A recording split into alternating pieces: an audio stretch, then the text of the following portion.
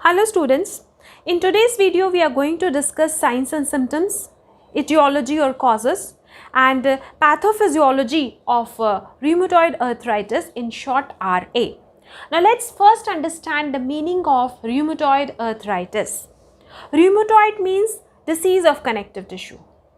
Arthritis, artho refers to joints, whereas itis means inflammation.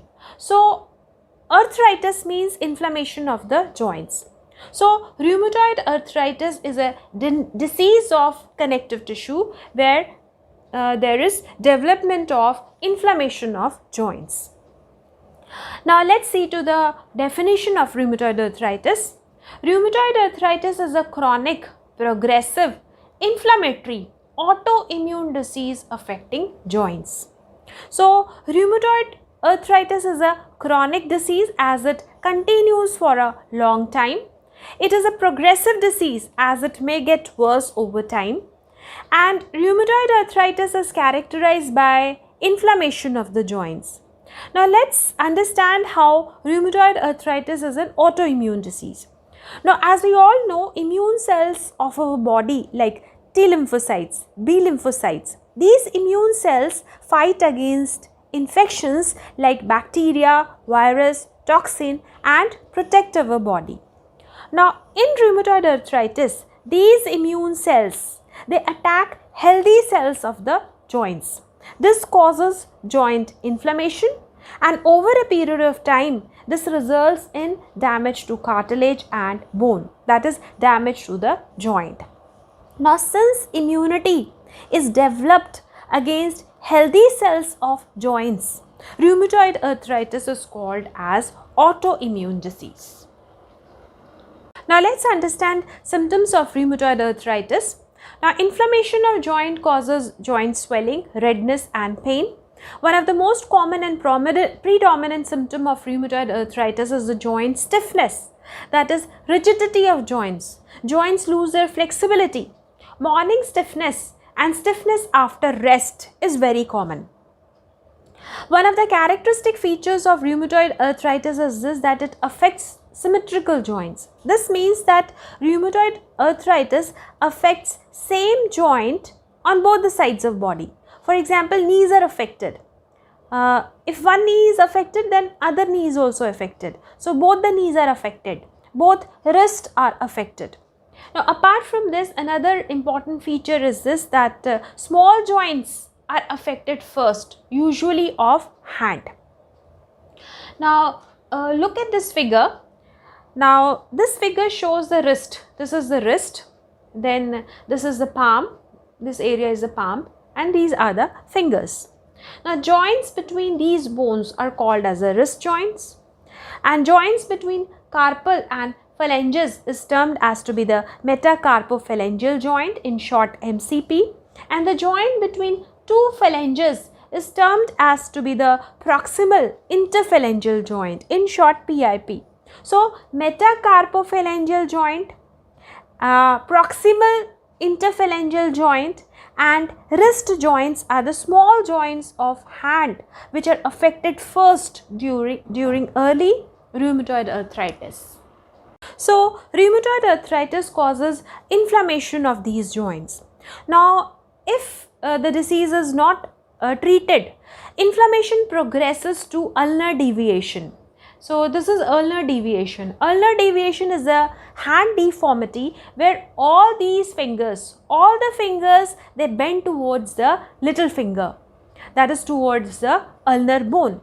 And other common deformities which are seen in rheumatoid arthritis are, for example, swan neck deformity, where distal interphalangeal joint bends, that means it is flexed, whereas the proximal interphalangeal joint undergoes hyperextension, that means this joint is flattened or this joint is straightened. So this type of deformity is called as a swan neck deformity. Another deformity is the boutonniere deformity, where distal interphalangeal joint becomes straightened. This is straightened, whereas proximal interphalangeal joint bends. This is a bending of the joint. And joint inflammation over time leads to the destruction of cartilage, leads to the destruction of bone, and it completely damages the joint. Now let's discuss etiology or cause of rheumatoid arthritis. Now rheumatoid arthritis is caused due to the interaction between genetic factors and environmental factors. Now approximately 50% risk of developing rheumatoid arthritis is attributed to genetic factors. Now individuals with HLA-DR1 and HLA-DR4 genes are more likely to develop rheumatoid arthritis. Now here HLA stands for human leukocyte antigen. Now let's talk about the environmental triggers. Now smoking is one of the major environmental risk factor responsible for the development of rheumatoid arthritis.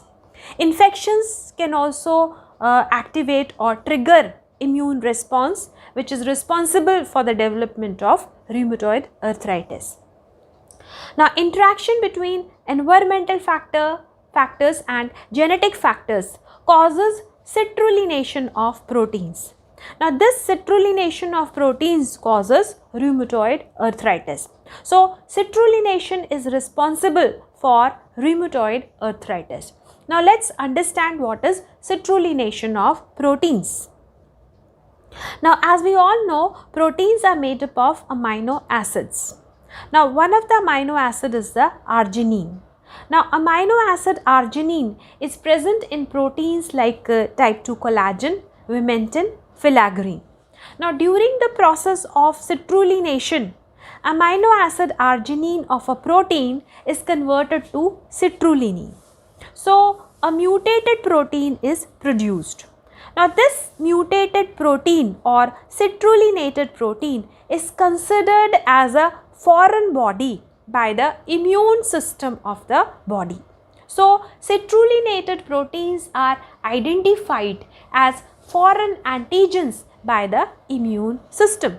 So the body decides to destroy these citrullinated protein, and therefore the immune system is activated, and therefore the immune cells are activated. There is activation of T lymphocytes and B lymphocytes.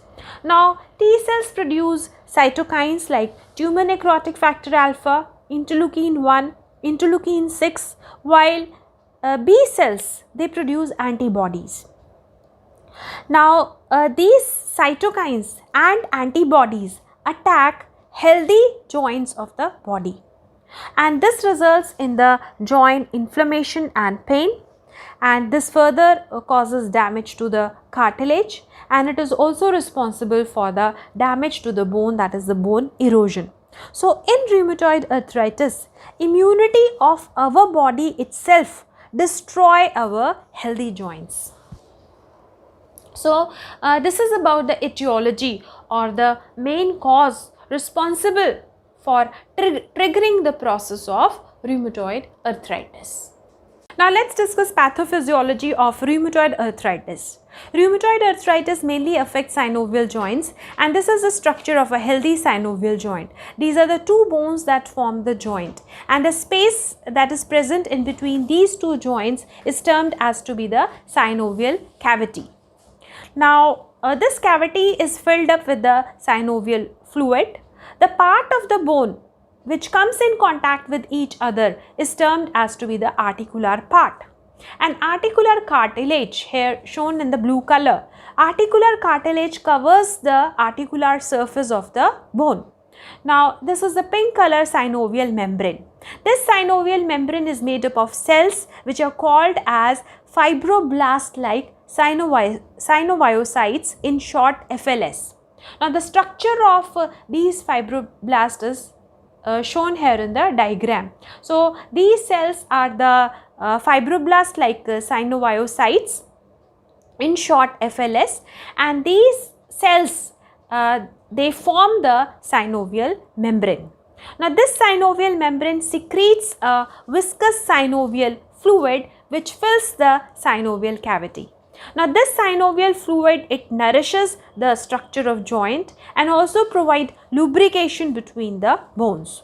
Now this joint is covered by a fibrous tissue that is called as to be the joint capsule, and this joint capsule holds the two bones together. Now look at this figure. It shows changes in the structure of synovial joint due to rheumatoid arthritis. Now, as discussed during etiology of rheumatoid arthritis, citrullinated proteins are formed, and these proteins, they activate the immune cells like the T cells, B cells, then neutrophils, macrophages. Now look at this figure. This is the pink color synovial membrane.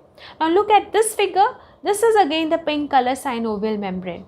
Now we can see the difference between the two structures. Here the synovial membrane is very thin, but when the joint is affected by rheumatoid arthritis, here in this condition, this synovial membrane has become thick and there is lot of inflammation in this synovial membrane. So during rheumatoid arthritis, there is infiltration of synovial membrane by the immune cells, mainly macrophages, then T cells and the plasma cells. Now these immune cells produce cytokines, that is inflammatory mediators, and antibodies. Now these inflammatory mediators and antibodies produce inflammation of joints. Now cytokines which are produced by macrophages, T cells, they cause proliferation of fibroblast. They produce proliferation of fibroblast like synoviocytes. Now these are the fibroblast like synoviocytes. So these are the fibroblast. There is proliferation of these fibroblasts which form the synovial membrane, and because of this proliferation, there is thickening and swelling of the synovial membrane, and this is termed as pannus, and the pannus is composed of inflammatory tissue called as a granulation tissue. Now this figure shows the growth of the synovial membrane. Now this growth of the synovial membrane, it damages the cartilage and it also causes erosion of the bone. Now, so this is how the cartilage is destroyed, this is how the bone is destroyed, and this is how these cells produce the inflammation. In addition to this, neutrophils also penetrate the synovial fluid. Now this is the figure, it shows the synovial fluid. This is the yellow color synovial fluid. Neutrophils are activated, and activated neutrophils produce reactive oxygen species in the enzyme protease. Now they further exacerbate or increase inflammation, and this further destroys the joint.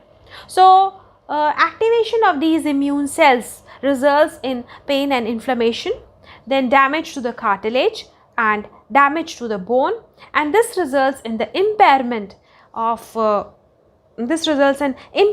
and this restricts the movements of the body. Now let's discuss the role of immune cells in the pathogenesis or pathophysiology of rheumatoid arthritis. Now this is a figure that shows the synovial membrane, and this is a figure that shows the synovial fluid. Now immune cells that are primarily activated during the pathogenesis of rheumatoid arthritis are the T cells, then macrophages, then plasma cells, and these are activated in the synovial membrane, while neutrophils are activated in the synovial fluid. Now activated T cells produce inflammatory mediators, namely interferon gamma and interleukin 17. Now these cytokines activate B cells, and they also activate macrophages. Now activated macrophages release more cytokines like tumor necrotic factor alpha, interleukin 1, interleukin 6, and all these cytokines which are released by the T cells and by the macrophages, these cytokines, they cause proliferation of the fibroblast. So these fibroblasts, they are proliferated, and proliferation of these fibroblasts results in the thickening of synovial membrane and the formation of pannus. Now apart from this, these cytokines, they also activate osteoclast. Osteoclasts are the bone resorption cell, and activation of these cells cause bone erosion or the destruction of bone. Now apart from this, these cytokines are also responsible for the process of angiogenesis, that is growth of new blood vessels in the synovial membrane. Now, fibroblasts like synoviocytes, they migrate from synovial membrane of one joint through these blood vessels to the other joints on the other part of body. And thus we say that the rheumatoid arthritis affects symmetrical joints. That means it affects joints on both the sides of body. That means both the knees are affected. For example, both the wrists are affected. Further, fibroblasts secrete enzyme proteases and matrix metalloproteinases. Now, these enzymes digest proteins. They digest proteins of cartilage, they digest proteins of bones. So, these proteins, they further produce destruction of cartilage and they cause erosion of the bones. Now, the T cells activate B cells and the B cells further produce plasma cells. And the plasma cells mainly produce two types of antibodies, namely rheumatoid factor, that is RF, and ACPA, that is anti-citrullinated protein antibodies. Now, these antibodies, they further cause joint inflammation and injury. Now, summarizing the pathogenesis of rheumatoid arthritis, we can say that immune response of the body is activated, and this immune response causes destruction of the healthy joints and cause inflammation and the pain of joints, further cause destruction of cartilage, then bone erosion and angiogenesis. So, this finally impairs functioning of joints and thereby restrict the movements of the body. Now, after understanding pathogenesis and pathophysiology of rheumatoid arthritis, let's study the effects of rheumatoid arthritis on the body. Now, rheumatoid arthritis is a chronic inflammatory disease, so it also produces systemic effects apart from the local effects. So, it produces effects throughout the body. Now, as discussed, rheumatoid arthritis causes joint swelling, redness, pain and stiffness. Now, it can also produce slight fever. Infection associated with the rheumatoid arthritis may cause slightly raised temperature of the body. Then fatigue, person feels extremely tired and lack energy. Now, depression is also seen in the patients of rheumatoid arthritis because they are unable to perform their daily activities smoothly. So, therefore, these patients, they suffer from depression also. Then weight loss, fatigue and fever may cause loss of appetite, which produces weight loss. Then cardiovascular diseases. Now, rheumatoid arthritis is associated with the increased risk of myocardial infarction and stroke. Now, inflammation can damage the heart muscles. Inflammation can damage the cardiac muscles. Now, apart from this, cytokines like tumor necrotic factor alpha, interleukin 6, interleukin 1 produce endothelial dysfunction. There is also increase in the oxidative stress, increase in the LDL and fall in the HDL. So, these increase the risk of atherosclerosis and there is increased risk of cardiovascular diseases in the patients suffering from rheumatoid arthritis. Then anemia. Anemia is the most common systemic manifestation of rheumatoid arthritis. Rheumatoid arthritis increase the release of peptide hepcidin by the hepatocytes, and this hepcidin inhibits uptake of iron, and the deficiency of iron produces anemia. Then osteoporosis is common because of the increased activity of osteoclast. Infections are also common in patients with rheumatoid arthritis because of increased production of cytokines. So, there are increased incidences of infections like influenza, pneumonia, shingles. Then lung disease, inflammation and scarring of lung tissue can also occur in rheumatoid arthritis. Then rheumatoid nodules. Nodules are small lumps that develop under the skin. Then dry mouth and dry eyes. Now, lymphocyte infiltration of lacrimal glands causes dryness of eyes, while lymphocyte infiltration of salivary glands causes reduced secretion of saliva, and that causes the dryness of mouth. Then numbness and tingling affecting hands and feet, but because the swollen joints, they compress the nerve, and compression of nerve causes loss of sensation, that is numbness and tingling.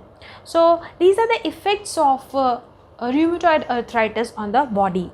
So this is in brief on the pathophysiology or pathogenesis of rheumatoid arthritis. So if you find the video useful, kindly like, subscribe and share this video. Thanks for watching this video.